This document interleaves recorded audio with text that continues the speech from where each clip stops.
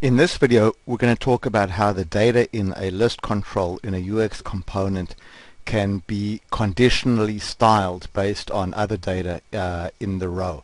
So you can see we have a simple list component over here, and in this particular list, if the country is equal to UK, we're setting the font color for the row to blue. Then you can see we've also got a situation here where if the country is the USA, then we're setting the font color to red. We're setting the city name to be bold and italics. And then finally, you can see that if the country is Germany, we're putting an underline under the customer ID. So there's 4 different conditional styles being applied here, but in each case a different method is being used to apply the conditional style, and we're going to discuss here how the conditional styles are applied and what the difference is between these different methods. So let's go back now to design mode and open up the component builder. And first let's look at those conditional row styles. So we'll go here to list properties, and we can see here that there are 2 different ways in which the row style can be set. There is a server-side computation and a client-side computation. So while the result might be the same, the significant difference here is how the condition is expressed. So in the case of a server-side computation, the conditional expression over here is Xbasic code. So you can write any Xbasic that you want and call any Xbasic functions to compute this expression. So here you can see we've said that if the country is equal to USA, then set the font color to red. And of course we can go and set a whole array of different style attributes over here. But when we look at the functions that we can insert into this expression, it's any Xbasic function.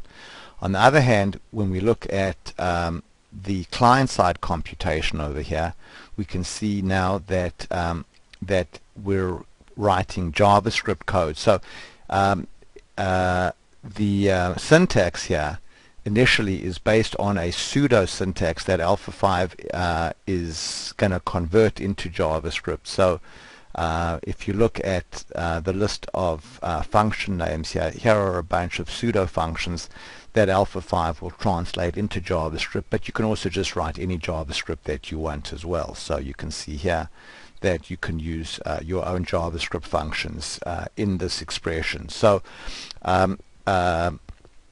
you've got the full power of JavaScript to compute the expression here, and then your field names need to be expressed using the data prefix, because this is what the data looks like now on the client side in the list control.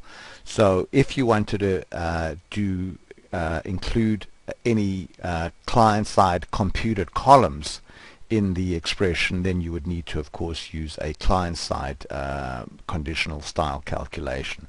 So here we have data equals UK, and this is our client-side condition. So that's how we got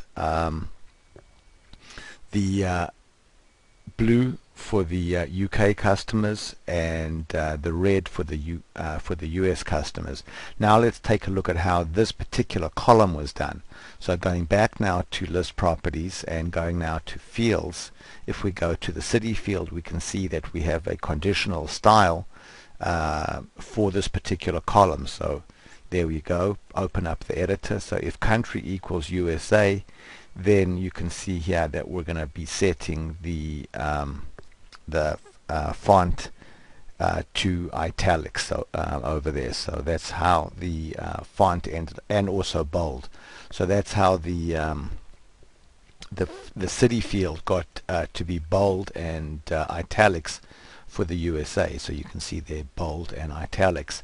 So lastly, we've got this particular column over here, which is written as a has an underscore as an underline in the case of country equals Germany, and that's done with a client-side calculation. So let's pause now and pick this up in the next video.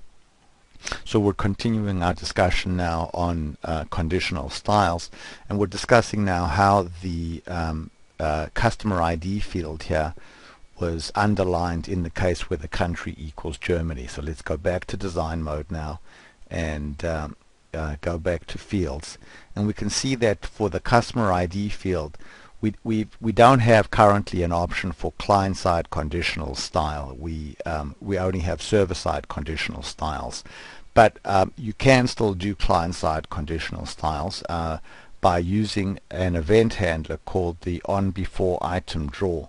So the onBeforeItemDraw fires before each item in the list is drawn, and if I bring up my event handler here, I can see that my event handler is saying that if the country, if data.country is equal to Germany, then set data.customer ID equal to, and then I'm just going to use the HTML tags for underline.